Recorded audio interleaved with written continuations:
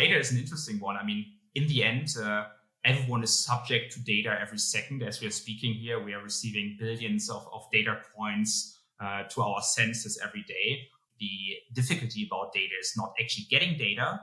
It's actually filtering out all the noise and getting down to the things that are really important. And then secondly, actually, making the data actionable. So finding out which actions do those data points actually suggest, and then bringing them into the operations and moving something again in the real world.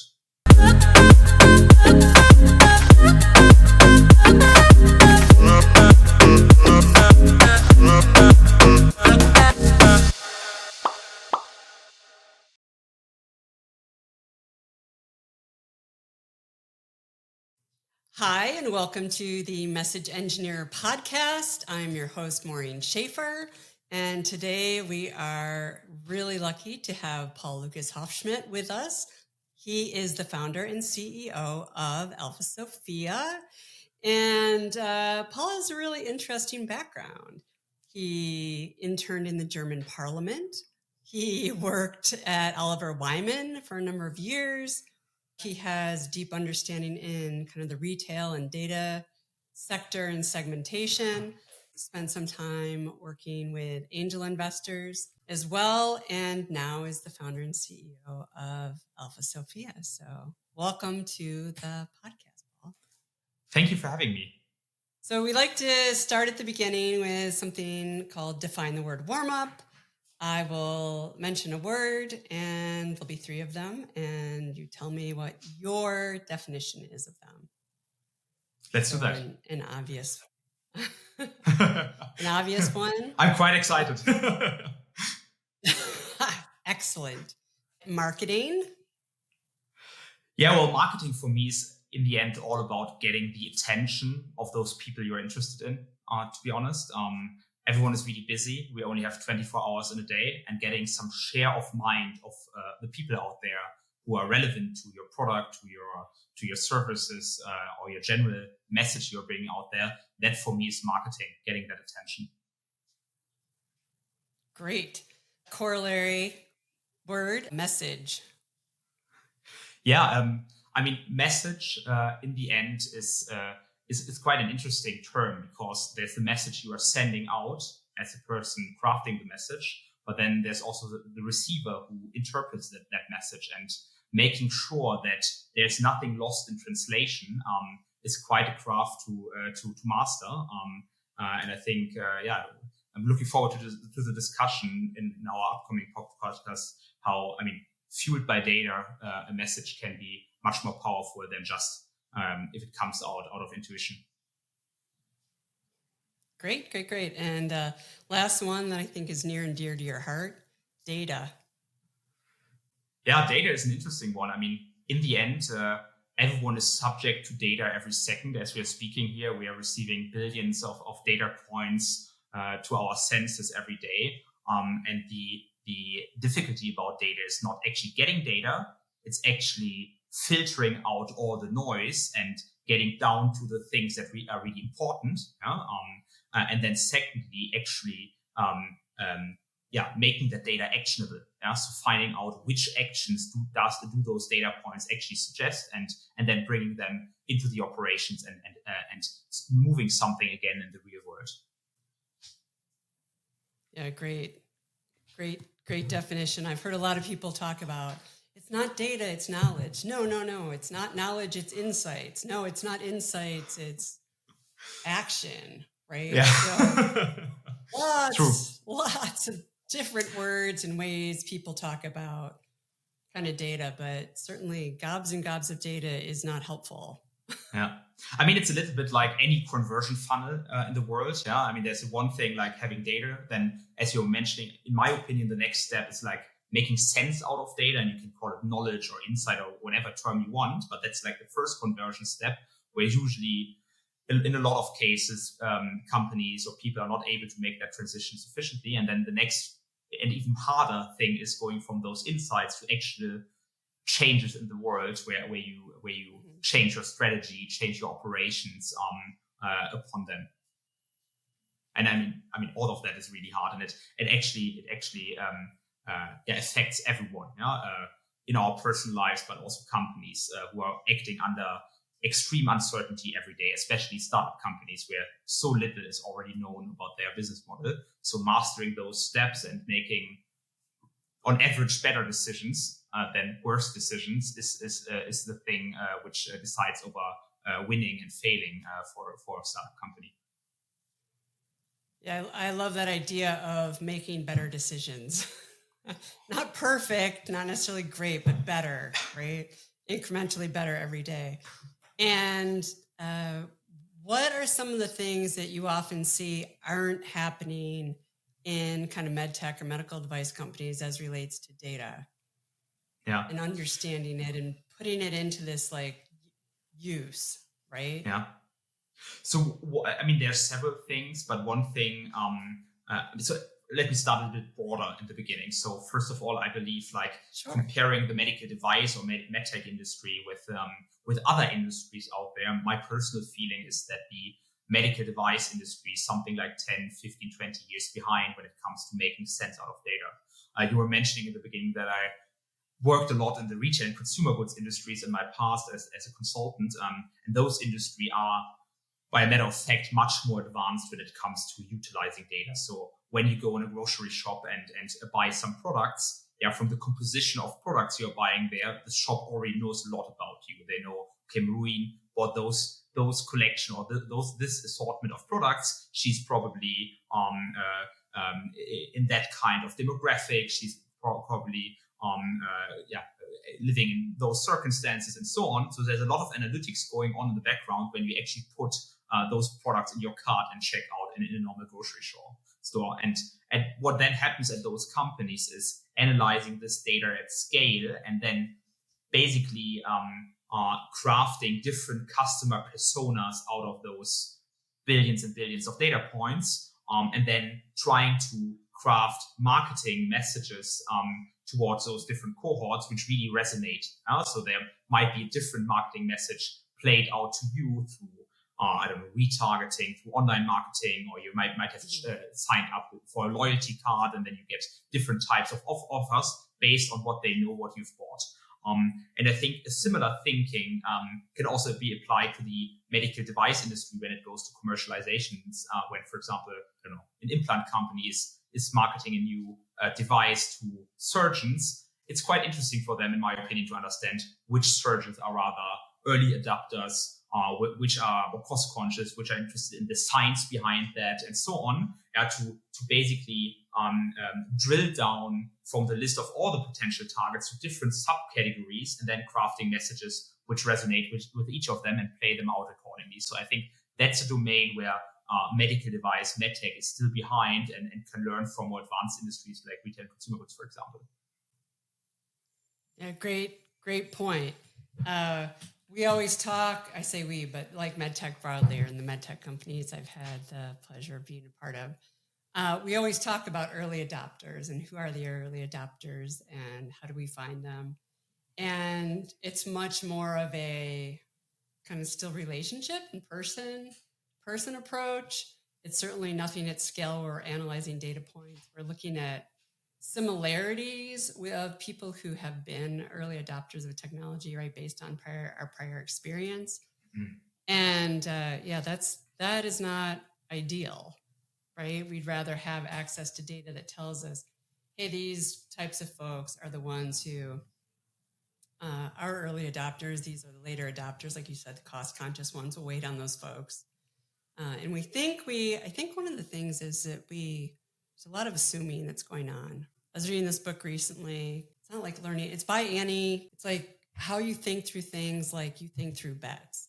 And you look at game theory and you look at things through the lens of not just logic, but kind of luck.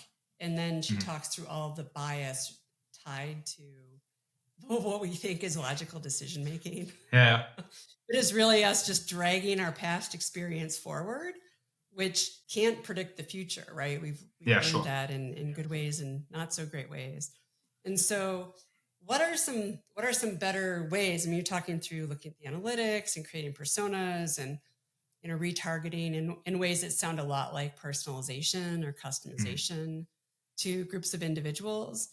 I mean, how do we get there from where we are today with medical devices, or how do you do that when you're at a startup and you're trying to launch a new product? I mean, in the end, there's no silver bullet for that.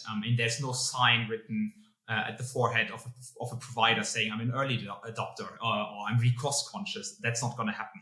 I think the secret, or not the secret, but the way to approach that is to think in terms of proxies. Yeah, so to find signals where we have a high confidence that they are in correlation with attributes I'm actually interested in. And that might be really trivial stuff. Yeah, let's make an example. Yeah, if you could, for example, find out that you're currently looking for innovators, and then you could do stuff like search for providers who in the past have co-developed other products with other manufacturers. Yeah, and it's much more likely that they will do it again, and it's actually pretty simple to do. Yeah, you could, for example, just search in the Sunshine Act data and the open payments data for those people who in the past have received royalty payments by companies, which is a proxy for them having co-developed with them, which is proxy for them probably being innovative. So you have to have those chains of proxies which lead to an insight we're actually looking for. And they are much more, I mean, we can also discuss, we could probably discuss many of those proxy chains. You could do stuff like look for people who've recently signed up for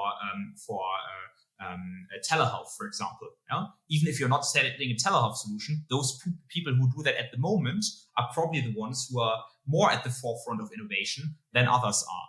Or you could look for people who are in certain practice sizes, because you think like people who are in practices with 2 to 3 people are maybe more prone in actually starting to use your product compared to them being in a big hospital in a team of, 30 surgeons at a big institution, where it's much more difficult to bring in new impulses. So I think the first step I would do as a startup company launching a new medical device, I would actually sit down with my core team, with my marketing team, my sales team, the product people, and sit down and think, what are signals and what are my ideal customer personas? Step one, are they the early adopters, innovative people, whoever?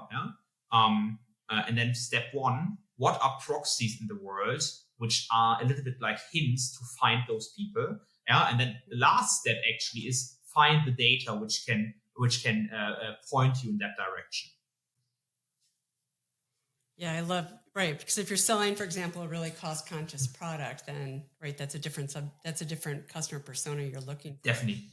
I think that's a fascinating idea to talk about, or you mentioned the Sunshine Act, because I've seen that typically used. People go there to say, oh, these are the people we don't want to talk to because our direct competitors are tied into these folks. So we don't want to go to those folks. I love the idea of using it as a way of identifying innovators, because even if they are with your competitors, a number of them won't be. And even if they are, it still helps point you in the direction of what is that customer persona you're looking for. Who are these people? How do they act? How do they behave? Where are they? Etc. Instead of making assumptions, which is not a good plan. Yeah. And also, to pick up what you're saying, I fully agree. Like when people already engage with Sunshine Act data, it's often at the moment quite one-dimensional. Yeah, they think about do those providers, have they worked with a competitor or not? Yeah, the one or the other. Mm-hmm. But the data actually can tell you much more stories. There's already Sunshine Act data for 10 years out there, so you can do stuff like actually see. Maybe there were a few years where a company worked with a competitor, then they stopped, then they picked up again, they stopped again. Yeah? And that tells you a story. Or they never worked with them, and then the last 2 years they started working with them. That could be one thing. And you actually can dive even deeper. So for every payment, quite often there's a logging of the types of products this provider talked to those manufacturers about. So that gives you a little bit more depth on that. And then also, in my opinion, it's always important when you're looking at that data to filter out the noise. So you probably don't want to include $50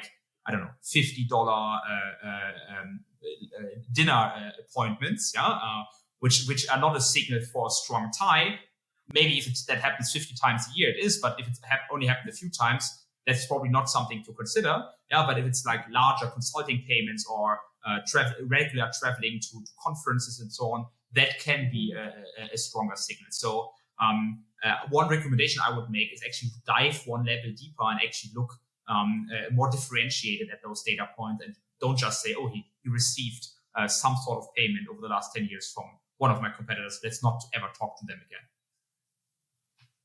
I think it's really fascinating because there's a lot of nuance in there, and this idea of filtering or cleaning data, they're slightly different things, but they're in the same ballpark. True. At the Medtech conference a year ago, the folks who got up there and spoke about separate kind of data or software structures within these are mostly larger medical device companies, said that their folks spent 80% of their time cleaning the data. 80% of their time cleaning the data. Yeah. And only 20% of the time driving analytics or insights or things that would move them forward. And they're looking to flip that around, right? That's inherently very problematic. And I think the filtering, to kind of boil it down for a startup, if you don't have a huge data structure, I'm wondering if you think about this. One of the things I found to be helpful is I use other things from within MedTech, is I use this idea of inclusion and exclusion criteria to say, hey, who do we want in? Which is a bit of what you're talking about before. Who do we definitely want in? Like if we're looking at Sunshine Act data and we say, hey, who are these innovators, these early adopters? Who are we including? Like what are those things that tell us that they should be included? Some of the things you discussed, larger consulting payments, regular dinners, not a couple a year. But then you put in the exclusion criteria, 3 or less meals a year, amounts under $50, things like this. And I'm wondering if how you go about that when you're working with people to look at such a data set, such as like the Sunshine Act. Are there methodologies that you use that are easily accessible that folks can use to kind of start to think about how they do this? Yeah. So, I mean, data scientists. I fully agree what you're saying, and also like the amount of effort that goes into utilizing data at bigger companies is quite enormous. They're usually like big BI department with data scientists working on that, and to be honest, it's often not feasible for a startup company or an SMB, where often that task is actually with the commercial team, or the VP sales or the VP marketing, who does that as one portion of their work. And what we've done with our product, with our platform, Alpha Sophia, we've basically tried to build, I always call it like the BI department in a box, where we've done the hard work centralized in bringing together all sorts of data sources from all sorts of places, doing the cleaning, making sure it's up to date, bringing it into a format which is digestible, and then in the end playing all that data into a software platform, which is really, really easy to use, and where you don't need any expert training or technical capabilities of actually driving insights out of that platform. To your second part of the question, I think what our platform makes quite unique when being used by startups, SMBs in the healthcare, health tech, medtech, medical devices space is that we allow to basically cross-cut through multiple data dimensions at once. So we don't have separated data silos, but you can actually go and say, okay, I'm selling a device for orthopedic surgeons. So let's look at all the orthopedic surgeons in the country who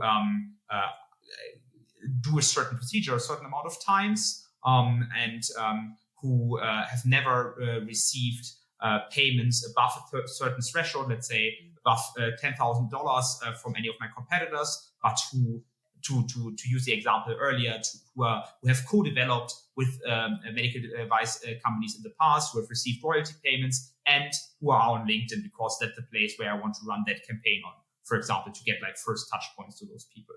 And you basically enter just a few filtering dimensions through clicking, and you can include and exclude, and then you press a button and bang, you get a list of those target providers who are a good fit for that product / marketing channel or messaging channel you're trying to craft. And then you can go from there in targeting them from multiple directions. So that's the way we are approaching that. How we try to enable to make that as simple as possible and to give as much time back to those startup companies, which they probably can happily use on product development, on approval topics, and actually talking to those providers and going out there. That's great. I didn't realize that you had brought the Sunshine data into your platform, but that makes a lot of sense why you're so knowledgeable about the data set, and thinking through it and kind of filtering through it. So I think that is... And Maureen, to be honest, we are also only at the beginning of getting all the insights possible out of all those data sources. Let's just think about the Sunshine Act again. I mean, there's even data. I mean, there's data in there which provider went to dinner or to which conference with which manufacturing company.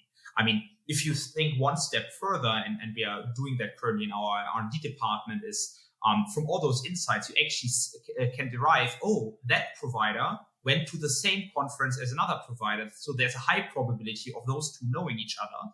And you can basically create like networks of providers. And then if you're breaking into that industry, you're able to sell to a first few of them. You can then go down that network and see, okay, who else is he probably connected to, and try to approach them next, because the likelihood of then convincing that person is much higher than convincing a completely unknown person, because you can refer to the first one and that gives you trust with the other person. So there's much more in there. And I think all those different directions can be highly, highly valuable for companies trying to break into the industry with their new innovations, and who are, of course, I mean, in competition with big Medtech, who of course have more cash, more sales force in the field, and so on. So my opinion is, so smaller companies need to focus on being really targeted and precise to have a shot against those larger competitors.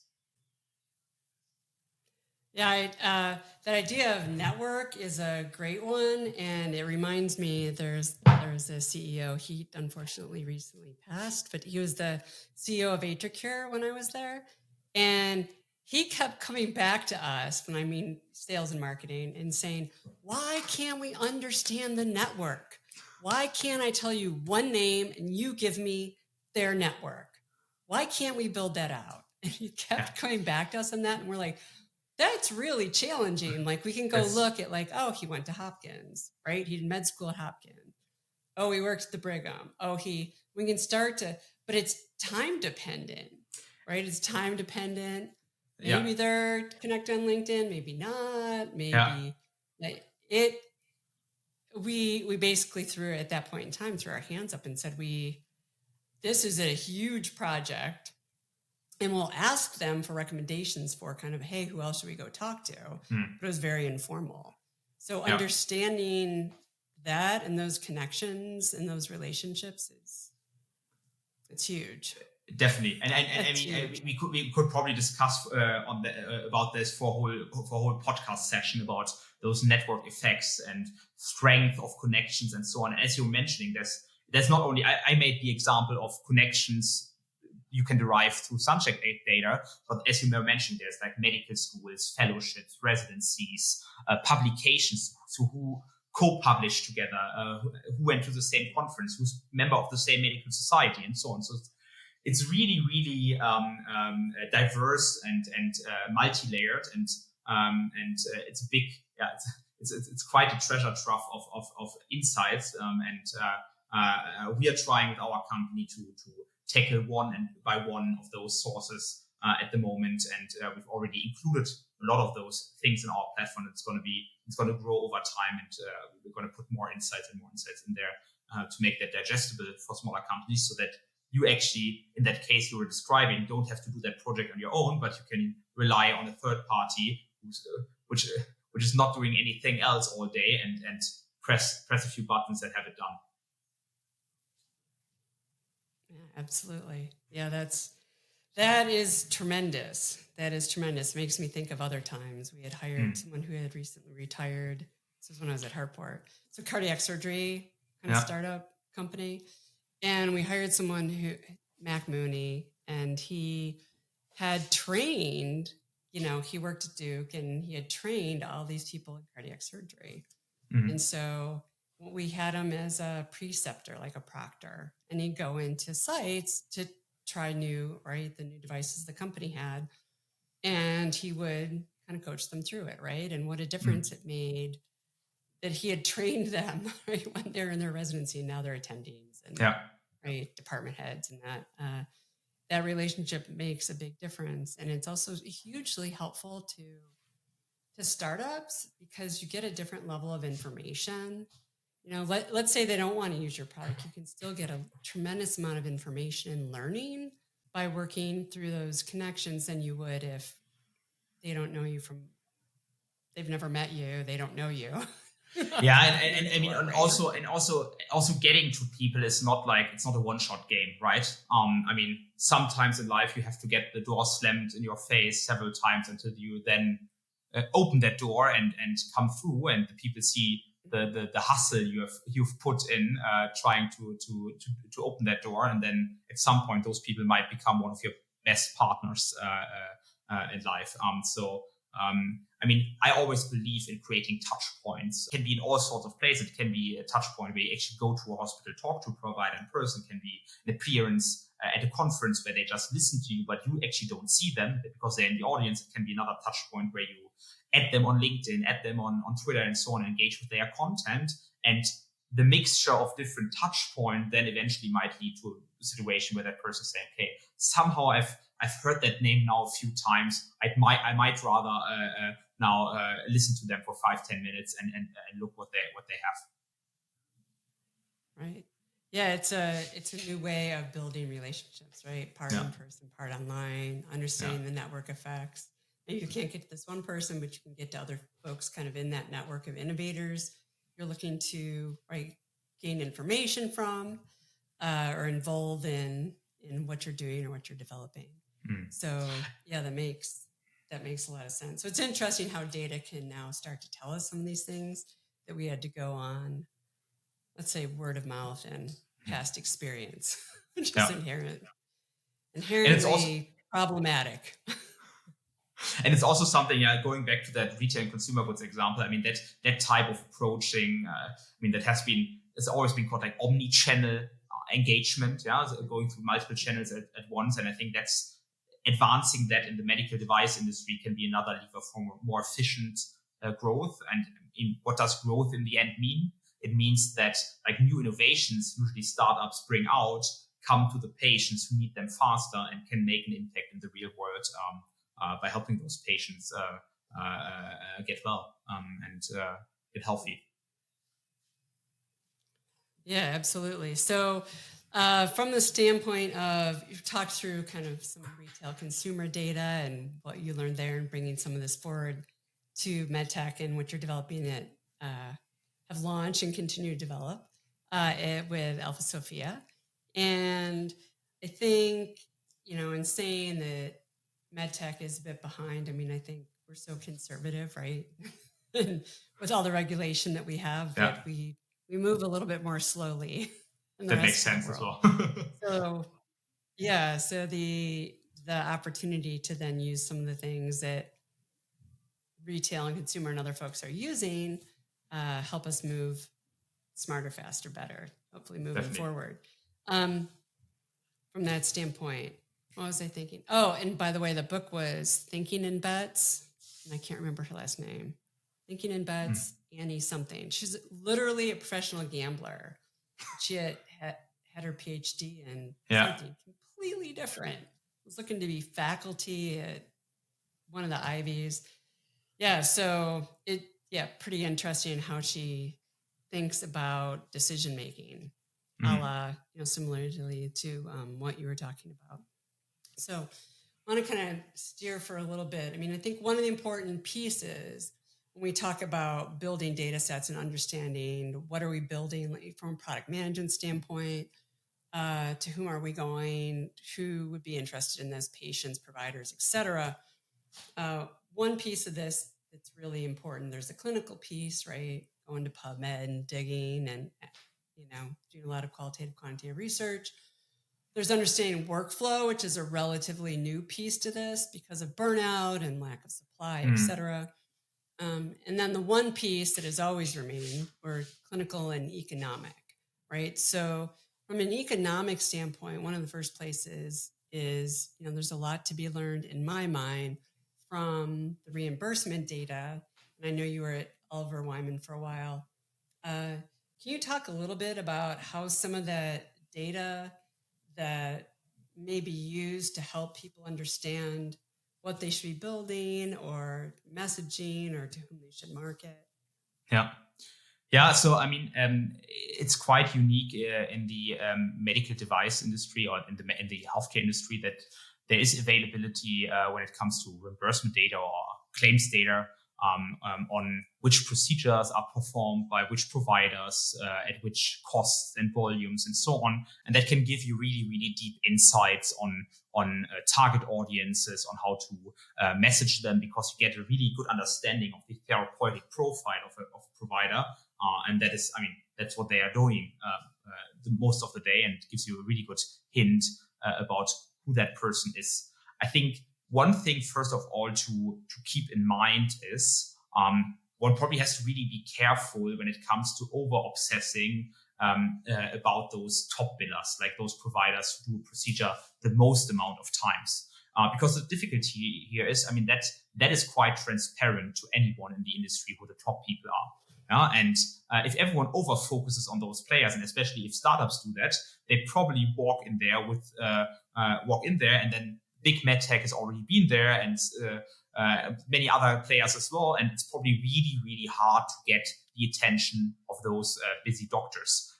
So I think point one to remember is, I would suggest don't over obsess about the top billers. It's rather about finding those hidden champions, those in the upper middle field, the ones who are up and rising. Yeah. So thinking more about momentum than about just absolute numbers. So that's, I think, the first point I would make here. And then secondly, seeing that composition of different procedures, prescriptions, diagnoses done by providers can give you much more insight. Let's make an example from one of our customers for Alpha Sophia.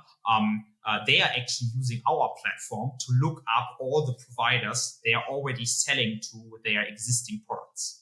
And what they then have done is they've looked at those providers and looked what other procedures are those providers doing, and have mapped that together, and then basically had a heat map of other procedures they are performing a lot, which then gave them input for their strategic product development discussions about what to develop next. Because of course, it's much easier to sell a new solution to your existing customer base than to build something else for a completely different customer base where you have to start at square one again. Those are just two examples about insights you can derive from reimbursement from claims data. But I think one always has to be careful to not over obsess over cohorts where everyone is going. Yeah, I think right. That's a great point. I love the point you made about looking for the potential for momentum. Yeah. Right, actual momentum or potential for momentum, exactly, as opposed to pure volume. Like, who are the top 10 people in the country doing X? Everyone is doing that. Yeah, it's like, and it's a little bit. I think it's like how it has been. Since the beginning of time in the medical industry, to look at a list of the top billers and going down from that. And it might make sense in some dimensions if you're like already a big company and you already have an established product and you're fighting for those last percentages of market share. That might be a valid strategy. But as a younger company, you usually always have to or should go those paths which are a little bit more unique, which are a little bit more out of the box, to then have a competitive edge there. Yeah, because you can't compete just on budget. You will never win there. You can't compete in terms of having the most foot on the ground. You will never win there. Yeah, so you have to be different and more intelligent in your approach. Yeah, 100% on board with that. That is 100% true. I've definitely been in situations where folks have wanted, it's startups where folks have wanted to well, but so-and-so billion-dollar global medical device company is doing. And I'm like, we don't have those resources monetarily or feet, right? Feet on the ground. I'm like, we have to think flanking. What can we do differently? Like we are faster, or more nimble, or more flexible. We have to think differently. And we have to come out stronger about what we're doing to conquer all the noise that they're making with money and people, right? Yeah. I mean, and also I've been an angel investor in many startups, and sometimes what I tell the startups I've worked with is if they complain about limited budget and so on, I tell them take a step back, and sometimes it's even an advantage to have a limited budget, because it's actually the trigger which makes you think out of the box and find those hidden paths. Yeah, and those things, then really differentiate you also at a later stage when you do have more budget, because it trains you right from the beginning to be creative and to be efficient and to really work on finding a message that fits. Because you can, I mean, even a bad message, you can probably make it fly a little bit if you just throw a lot of money on there. Yeah, but it's much more important on finding a great message and trying and getting it off the ground with really little money. Yeah. So in the end, sometimes I think it's a good framework to think about, to say not having any money can be a feature, not a bug. I love that. I love that. I think, your point that limitations breed creativity is a tremendous point, and can be I love how you think about it, that's can almost be a selling point for. It can be a selling point. It's it can be a burden. Also, I mean, it can also as a startup, it can be a burden having raised too much capital at a too early stage, because then you set up an operating model which is not used to getting efficient, which is used to getting profitable at some point, and you basically get addicted to that money coming in an artificial way into the company. And in the end, I mean, the most successful companies always find a way of having a really great business model, because it's not only about making cash, but it's about freedom. And once you have freedom as a company, you then can continue innovating. You can give out more value to your customers at a more reasonable price, and so on. And that's where you really make a difference, usually. Yeah, that is a great point. I've definitely been in that situation at one company I can think of, and it was not. The ending was not pleasant. Yeah, it's with how that manifested out. So, I think that makes a lot of sense, that being lean and mean and start it right. It's the whole point is to get to scale, right? You don't get to scale by simply spending linearly with revenues. You get to scale by them breaking, right? Revenues up and costs are suppressed, right? Exactly. More margin. And of course, I mean, in the medical industry, there is a difference, which is different to any other industry, that you often have to go through regulatory processes to get your products approved for the market. And that is, of course, a factor which requires investments quite often to just basically get through that timeline where you're not able to make any revenues. But still, I mean, they are also part of getting like subsidy programs and research grants and so on, which maybe enable you to do that in an efficient way. Right, get in some non-dilutive funds to help supplement some of the VC or strategic money that you're getting in as well. Yeah, that makes a lot of sense. From a messaging standpoint, kind of straight up, I tend to think of it, I have this message engineer roadmap, right? That you have to walk through these steps, which are understanding patients, understanding providers, understanding facilities, understanding buyers if they're different. A lot of times in medical device, buyers and facilities are the same or similar. And then obviously doing more kind of qualitative work to verify all that in with real people, talking through that. So, but there's a huge, big kind of data dig at the front end of it, so that you're building this really strong and robust foundation that you're putting a message on top of.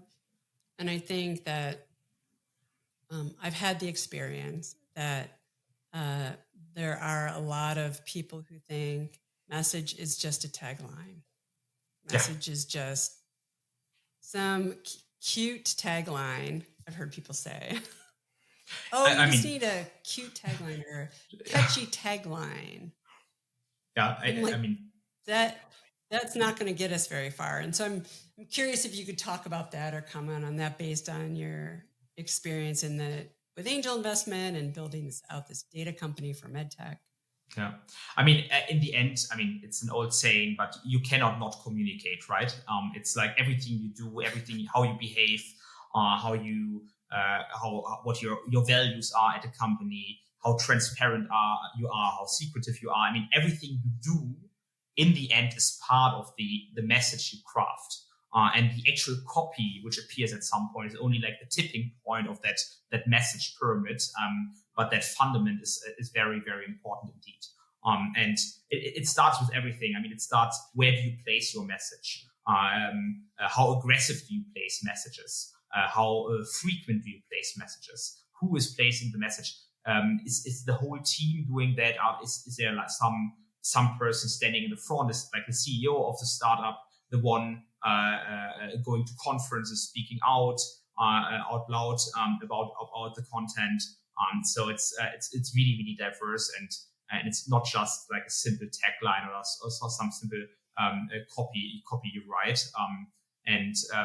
In my opinion, what is important to really do it a little bit scientifically, not like in a sense where you're over obsessed about things, but just to start with a small number of potential customers and try things out and see how things resonate. Do a little bit of A/B testing and try out different messages and compare them, how they resonate with your audience, or even better, how they resonate with different cohorts of your audience, where you have a conjecture that this cohort is probably the early adopter cohort and the other one not, and then you try out messages and see what works, and you refine it continuously. I mean, the difficult part about that A/B testing, of course, is that when you write messages, and I named all the different other factors influencing the messaging, you are in an environment which is really multidimensional, and you always need to isolate all other factors and then pivot between messages or channel and so on, and it can take some time to see fit. But as mentioned earlier, I think it's often a risk to scale your message too early without you having some degree of confidence on whether that message actually resonates with your target group. So I'm in big favor for my own company as well, for other companies I've partnered with in the past, for customers I talk to, and when I advise them about their own commercialization strategy, to always find the playbook first and lay the grounding before scaling on that, because you don't want to scale on the wrong strategy.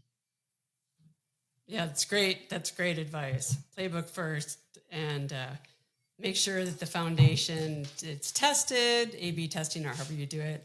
Yeah. And this idea that you brought forward of testing different cohorts in that segment, I think is a critically important one, right? Because there's a tendency, due to lack of time or money or focus, to lump everyone in a bucket.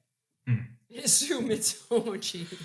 It's usually it costs you a lot of potential leads and a potential customers, clients, partners, because it just doesn't work. And also, I mean, to be honest, for me personally, what I find really often is a strong thing to do in terms of messaging. Just being honest. Be honest when you make mistakes. Be honest when you think something worked out really well. Ask for feedback, and just ask people how did that resonate with you. To the customers you talk to, ask them, why did you pick up the phone? Why did you call back? Why did you reply to that email? And just learn from the customer, because they usually tell you something which you didn't know before. Yeah, I think that's an underappreciated skill, is to always be listening and always be learning and always asking for feedback. Yeah. Right? Because there are always opportunities to change and improve. And I think I definitely seen it where you put a message in the marketplace and then it's set. Like, it took so much effort to get to this point. They're like, I'm not changing it. Then what always happens when you launch a new product as a startup? The competition reacts to it.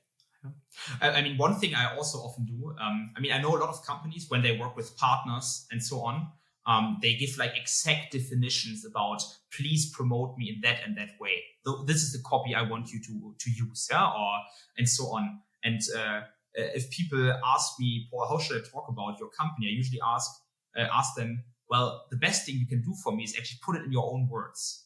Yeah, what do you think about us? Yeah, what did you like about us? Why did you partner up with us? And then usually something comes out of that, which I or my team could never have written, because it's really unique and really comes from that person. And maybe there's something which is not as polished as a corporate marketing department would like it to have. But actually, those non-polished pieces, those authentic pieces, often resonate with other people much more than something which is like just out of the copy machine from a big corp. Yeah, I think, the word that you used, authenticity, right? That they're speaking in their own terms, in their own language. Definitely. That means more to people, right? Yeah. It's more true. And also make it personalized. You can see it on all levels. Engagement with just a company, as an example. If you post something with a company LinkedIn page, it never converts as well as if you, Maureen, post something on LinkedIn with your personal brand. It's just much more powerful, much more trustworthy. You attach your own professional record with that statement, and that can be really powerful. And then also, what I think is a good strategy. Just be a good observer. Look at all your competitors, the other players in the field, and of course, don't start with the assumption that they're doing something wrong. They are there for a reason. They are really successful. So study them, see what they're doing well, and then find out, are there maybe blank spots in the industry, a positioning that has not been taken up yet? And is there an opportunity for you to actually fill that blank spot and fill that blank spot and craft a message which really resonates with that and be then unique in that niche? I think looking for and identifying those gaps is, I kind of tossed in the flanking bucket. I think that is definitely critically important to identify those, because you try to compete the way the billion-dollar global medical device companies compete. In the same way, you're going to, with similar messaging. Yeah, it's not going to work. You'll lose. It's like you need to do something else to stick out. Yeah, no one in the world. As sad as it is, no one in the world woke up and was waiting for your company to emerge. Yeah, even if it's the most innovative company in the world. You have to go out there and find your spot, stick out of the crowd, and differentiate yourself. And that's the way to go. And you have to not only do that with your product, but the distribution strategy is just equally important. Yeah, hugely. And I think that's part of that kind of circles back to, you said before, I wrote down, everything you do is the message. Yeah. Right. So people think about that sometimes as brand, right? But it is, it's what you say and how you say it when you're on a Zoom call, right? When you're on a conference call, when you're standing in an event, in a trade show booth, walking down the hall, giving a demo, definitely posting on LinkedIn, right? Yeah. People read in and through that to who you really are, right? Yeah. They're trying to understand, is this someone I trust, right? No, like, trust, delight, if you want to toss that one on the end. Yeah. But they're trying to sort through, like, hey, I've never heard of your company as a startup. Mm-hmm. I've just heard of you, so now I know you exist. Do I like you? Even? Do I trust you? Right? To potentially pick up the phone or go online and book a demo on Calendly, or right? Yeah. Or are you going to upend my career? And trust. Trust is the most important commodity there is. And especially as a startup company, you have to work twice as hard every day to create trust, because bigger companies already have that, and you have to hustle for that every day to be a trusted partner to everyone you work with, and signal that with every part of your body, and make sure everyone is knows I can trust that person and I want to partner up with them and do business with them. Yeah, I think, yes, 100%. I think that's critically important in that idea of authenticity. I want to ask you one last question, then the closing question. So one of the things that I also did for a good part of my career, right, is that let's say you're producing a video. You write a script, you run it through whatever your promotional review process is, and, mark it up, bring it back, you agree on what it is, then you go ahead and, you have your video template and they review that and they agree on that, like what you're going to show on each page, what audio will be on each page, if there's any voiceover on each, right? And you approve all of that, and then you have to stay within those guardrails. And so I want to say that's kind of old school. Yeah. What we used to do, I still see a lot of people doing. So you end up with these professionally produced, very well thought out, very commercial appearing, very clearly produced, thought a lot about. And what I find fascinating is that from my very unscientific poll of, let's say, 13 to 28-year-olds, they find they don't trust that. They literally don't trust that. They trust someone out there shouting something on TikTok more because it feels more real to them, right? Than these like overly produced, overly manifested things. And I'm wondering what your thoughts are about that relative to kind of Medtech and messaging, and what do we do about that? Or what should we be thinking about? Yeah. So first of all, I think it doesn't surprise me in that cohort 13 plus year olds that is the case. And I mean, it's completely obvious when we look at the kind of media that cohort is consuming. Yeah. That kind of cohort is not consuming any linear television anymore. Yeah. They are consuming Instagram, TikTok, and so on. And what type of outlets do they see on those channels? Yeah, those are usually individuals, influencers who have built a personal brand and have a certain positioning, a certain messaging, and who sometimes more, sometimes less authentic, promote their messages and their lifestyle. And that cohort is really used to that kind of promotion, and they trust that kind of promotion. I think in medical device, to be honest, there's already something out there for many, many years, which is a little bit similar. The term of key opinion leaders. I mean, let's be honest, it's an industry specific name for expert influencers in the medical industry. So that's the first part of the puzzle. I think nowadays we are more and more also talking about digital opinion leaders, so providers who are also on digital platforms and so on. But I think when it comes to messaging, medical device, medtech startups can't only rely on those providers as testimonials, but they have to build their own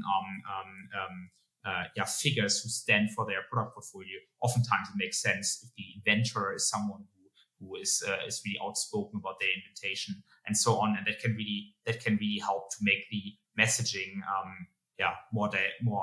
more approachable and more digestible for the target audience, and then that message is probably better accepted. At the same time, of course, the typical customer is probably not yet is beginning to be that cohort, but only slightly. And a big body of those customers have not been have not been grown up with Instagram and co. One always have to look a few steps forward and think how can we develop our strategy for those providers who are going to be there in the next 5, 10, 15, 20 years, and who probably have a much different preference for commercial messages they consume. That is, so I said that would be my last question before the closing question. And I love where you ended because it dovetails beautifully into my last question.